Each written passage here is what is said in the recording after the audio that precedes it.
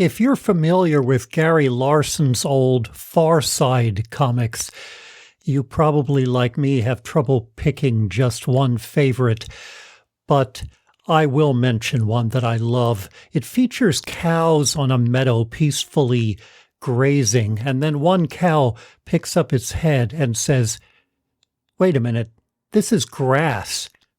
I've been eating grass." I love that.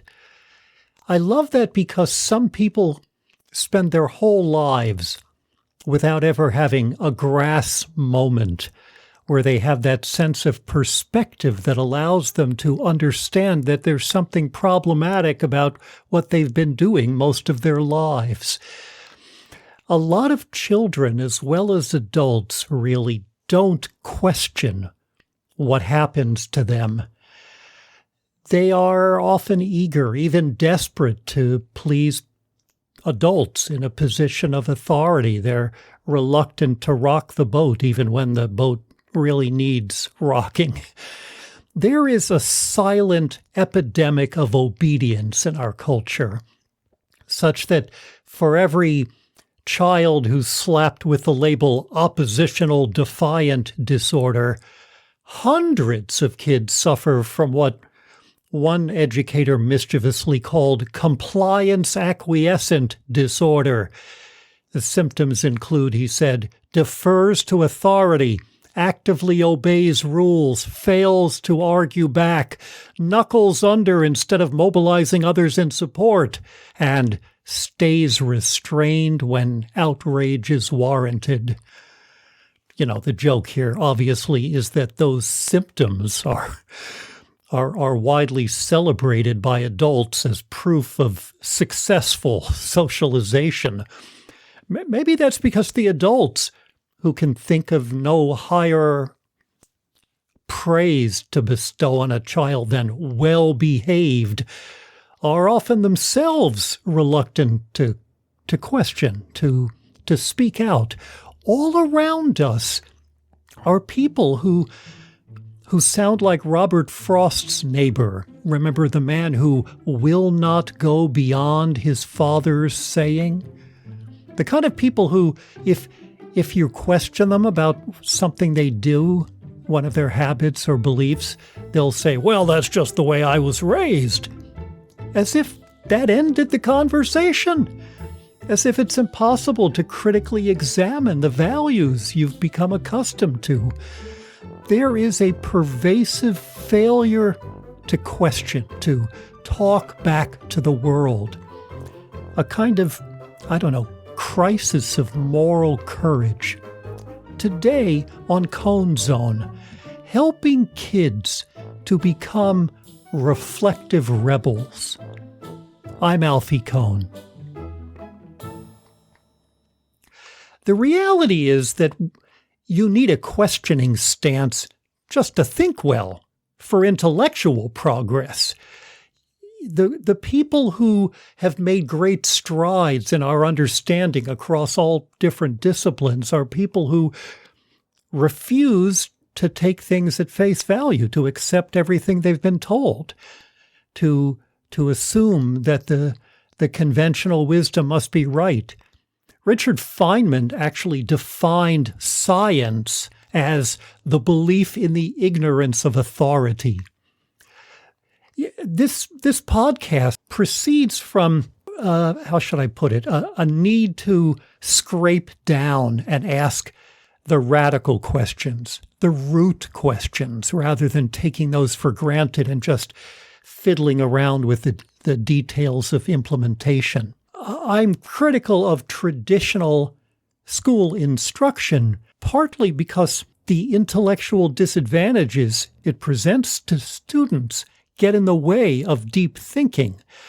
But at the same time, traditional instruction tends to discourage kids from objecting, resisting, refusing to be cowed by authority.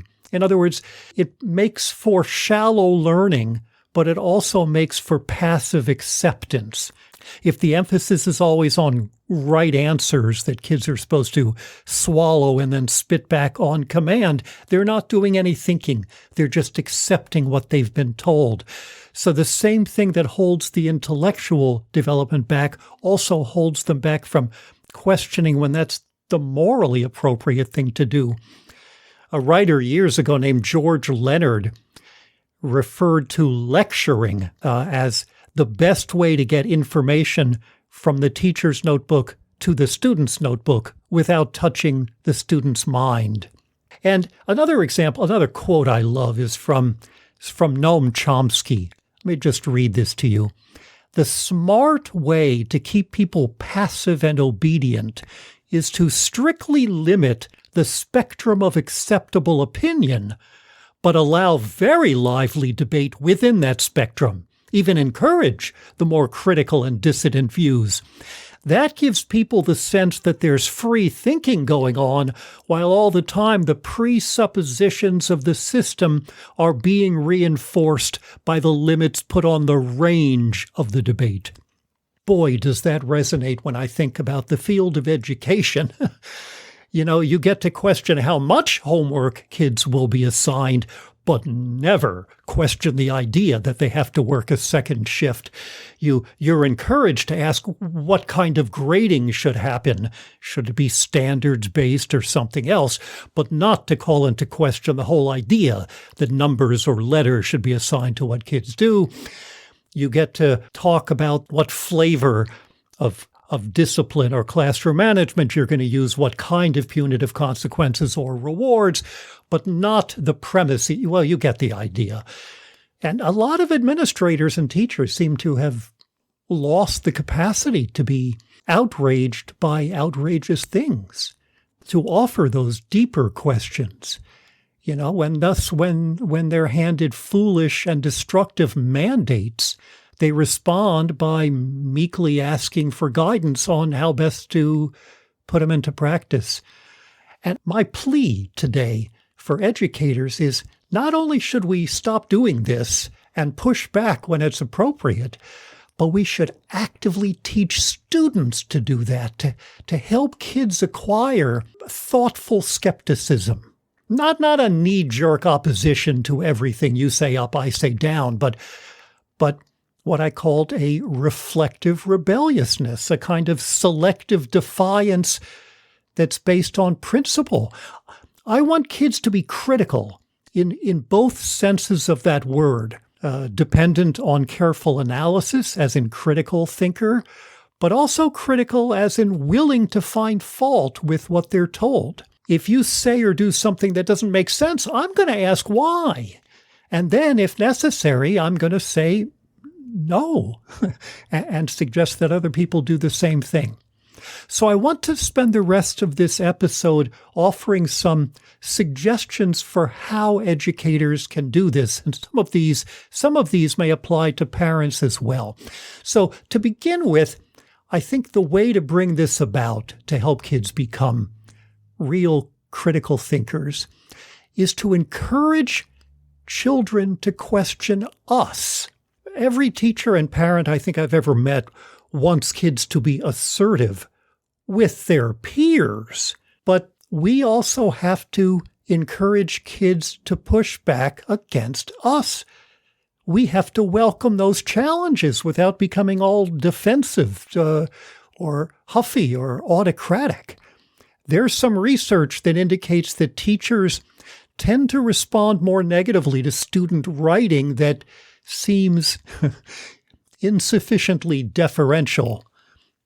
That's my phrase, but that's the idea that's captured in the research. So if our need to be in control and get kids to do whatever we tell them prevails, their learning suffers. Teachers are often given discipline manuals that are basically about how to outmaneuver kids, especially the kids who have the temerity to argue with us, teaching us how best to parry their challenges or better yet, preempt them.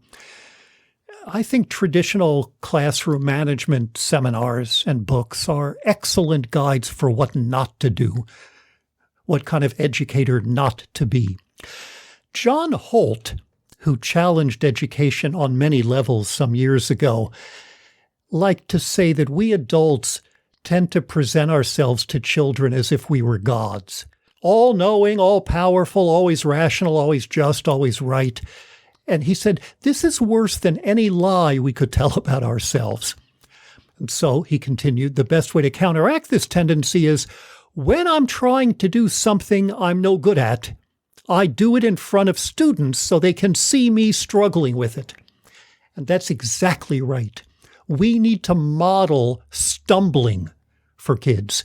We need to write in front of them, try to solve difficult math problems or create experiments or come up with theories or whatever in a way that shows us as fallible, where we're chugging down blind alleys and then shifting into reverse while we do these things. You may have heard the expression, the importance of learning by doing for students.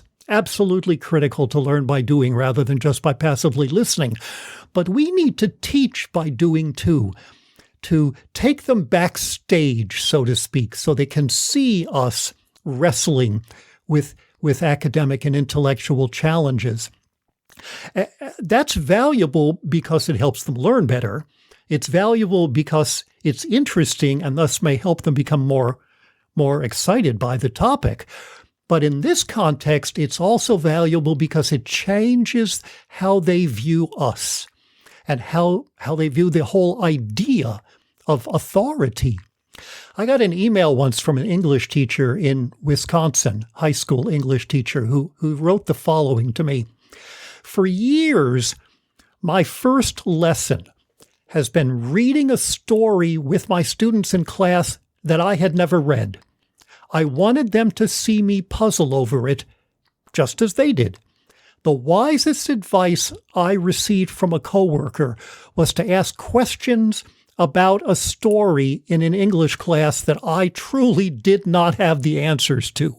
That piece of advice from years ago shifted the way I teach. You see, the challenge here, though, is that's really unsettling for a lot of teachers who are used to having kids see them be crisply competent and always in control and knowing the right answers. And they're afraid of appearing vulnerable, of losing control if they say, I don't really know how to do this. Let's think about this together. But what makes it so unsettling is precisely the source of its power. That's exactly what we should be doing with kids, to help them see us as people who are also learning, and also to encourage them to question the things that we are sure of as well. So here are some other specific suggestions that I've culled from various places to help kids question us and question other authority. Have kids start learning something in small groups rather than just as individuals, which has, as you may have heard me say in other episodes of this podcast, has various other intellectual and social advantages.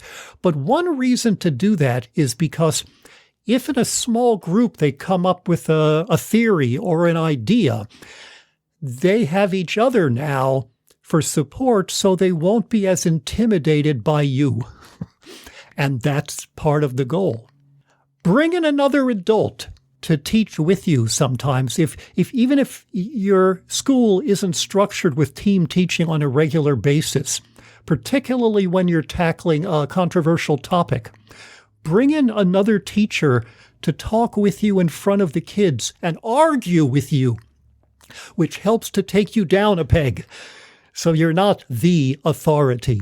There's a number of, I think Frank Smith came up with that idea. Maybe others have had it too. Here's one that a mentor of mine named Marilyn Watson came up with.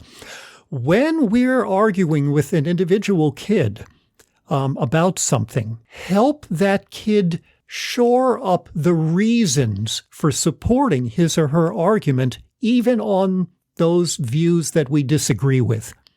Remember, the goal here isn't to win the argument with the kid. We want kids to talk back to us and to get better at doing so. So help them develop reasons for their argument even when you don't agree with their argument.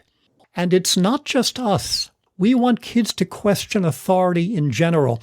When I used to teach high school English and other classes, one of my pet peeves was students, but also some adults, who use the expression they, the pronoun they, when that's not the right pronoun for a book. As in, they say on page 87 that when there's only one author. It's not that it's a grammatical error. I don't really care much about that. The use of the they camouflages the author, hides the particular human being who makes mistakes, has biases, and so on. The they becomes a kind of indefinite, mystifying idea where that's in the book. And so we have to treat with a certain amount of deference whatever they say. I want kids to question what's in the book. I don't want them to lose sight of the person behind the words. Good writing, good thinking, it isn't up there, out of reach, done only by vague others and then handed down. We want kids to see this is something they might be able to do themselves, even if they can't do it all that well yet. I go beyond that, though. I deliberately would assign reading that contains mistakes or clear indications of the author's point of view. You see, the goal here is that kids should be jolted into the recognition that something in print should not be accepted at face value. And as students get older, we should escalate this to help them keep noticing mistakes and biases, even when they're not so obvious. In an episode of Kohn Zone where I talked with Joel Westheimer about civics education and education for democracy, I mentioned one teacher I know who, when teaching high school history, deliberately gave kids photocopies from 4 different textbooks on a given topic. I think it happened to be the Salem witch trials. And the idea here, first of all, is that the lack of agreement among the authoritative textbooks was really usefully unsettling, liberating even, paved the way for the kids to dig deeper into the subject and form their own conclusions. But I really like this because not only does it give them a deeper understanding of the topic, it helps to make them skeptical about all textbooks and authoritative pronouncements. It's just deliciously subversive, I think we can teach discrete lessons on social and ethical issues, building on the kids' interest in what's fair, moving beyond self-interest, helping to refine a sense of moral outrage when it's appropriate. And the goal is to give them some insight so that they can recognize things that are unjust, which many kids already do, but learn to kind of tamp down or silence themselves about. And we have to help support their courage to oppose things that are unjust. Regardless of what subject you teach, highlight examples of dissent. That should be a key part of every curriculum, is not just people who have contributed a lot to the field, but people who have challenged established ways of writing, of challenging what poetry is and what it should look like, or fiction, who challenged the way that we paint. We always used to paint, or govern, or thought about the natural world.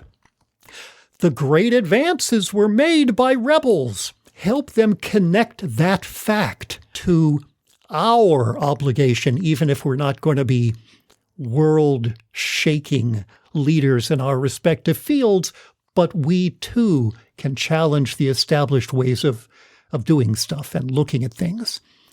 I would say teachers should emphasize the ideas that they're still struggling to make sense of, or maybe even that experts don't agree on. There's controversies. And, you don't have to wait for kids to be in high school for this, to offer, to tell them that grammarians are sometimes more descriptive than prescriptive. They don't always agree about what is the correct way of writing, and that there are clashing critical interpretations of the book they just read. Here's two people, experts in their field, writing about the story we just read, who have totally different ways of doing this. It teaches that adults are sometimes clueless or struggling, and it teaches the value of being a lifelong learner, which is a phrase we use a lot, but we don't always teach for lifelong learning, if you see what I mean.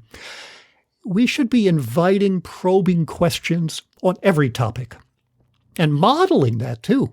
Every lesson we teach is a chance to wonder, to argue, to criticize the text and what the teacher has said.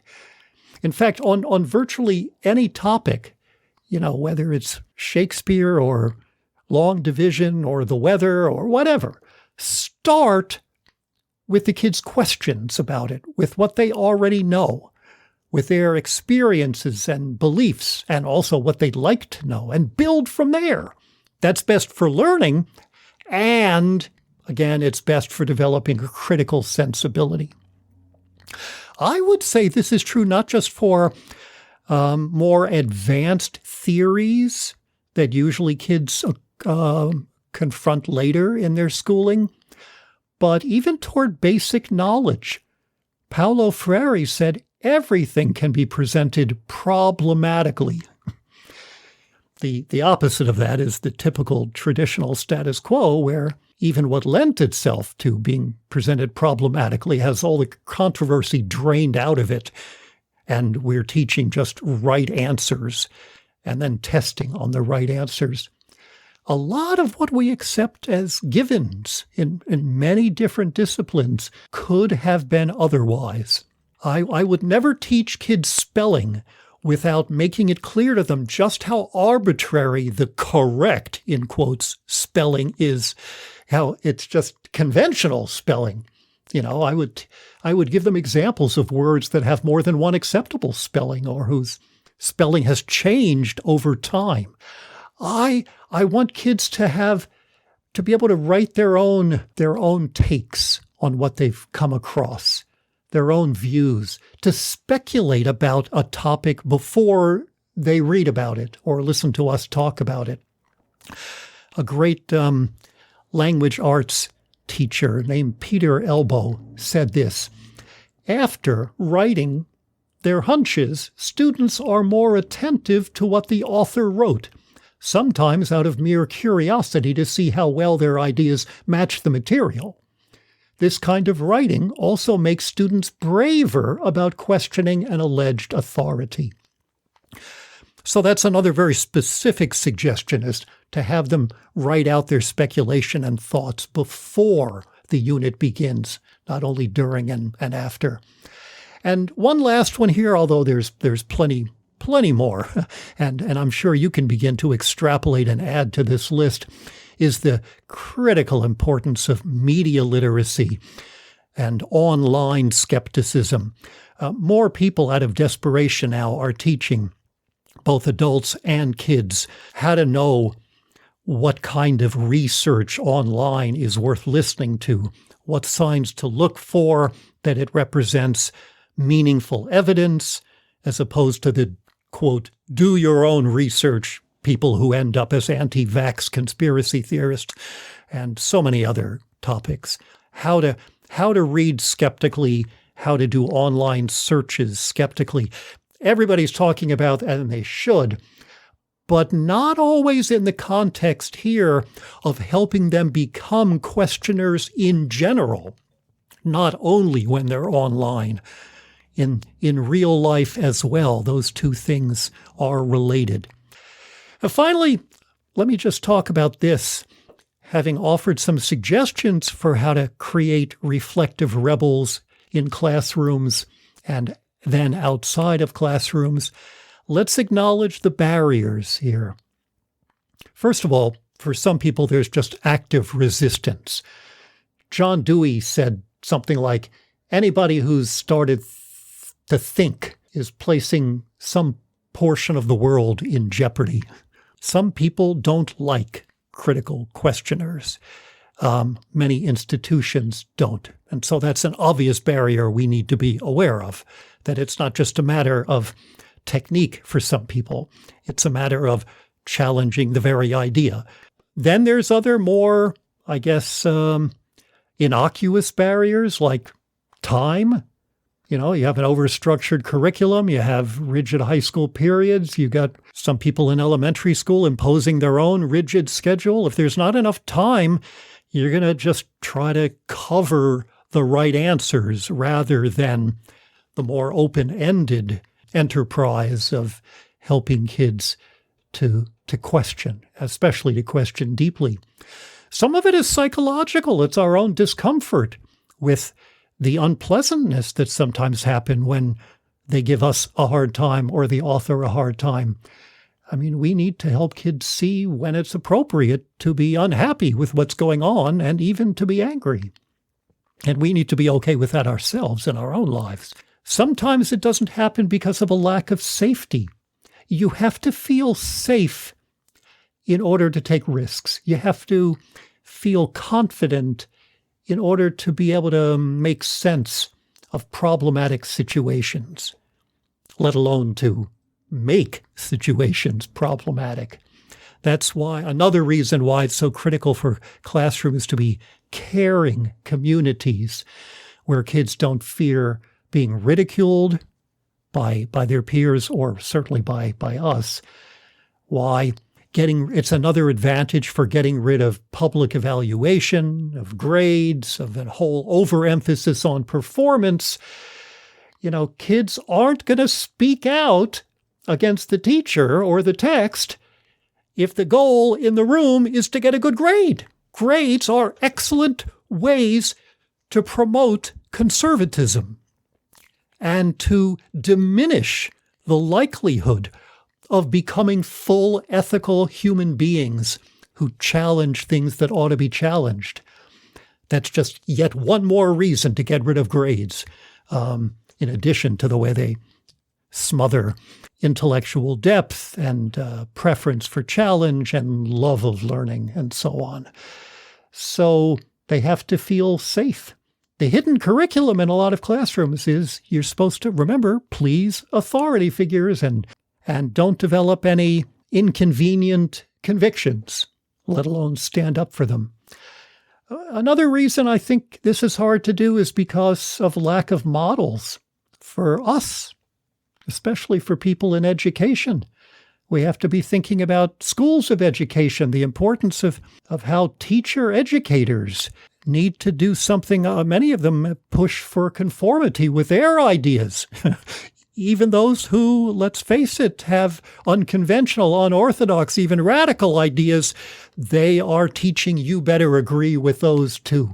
So in pre-service, in training, when you learn to be a teacher, and certainly after that, with administrators and the way they treat current teachers, we should be promoting a critical posture and allowing for rebellion when that's what's called for. If teachers aren't treated as professionals, if their judgment is being called into question, which happens explicitly, and it certainly happens implicitly by the mere example, the mere existence of standardized tests, which say we can't trust educators' assessment of what kids need help with.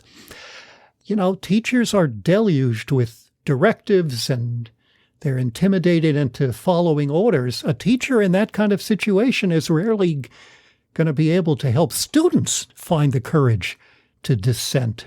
So there are lots of individual and structural barriers to this that need to be overcome.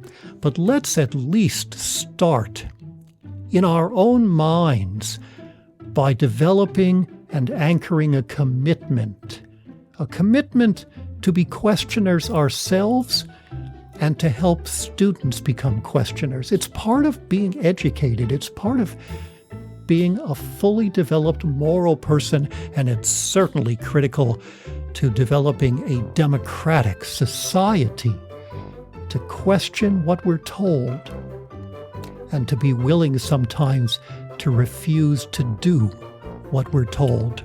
We can work on doing that for ourselves and at the same time work to cultivate that in our students.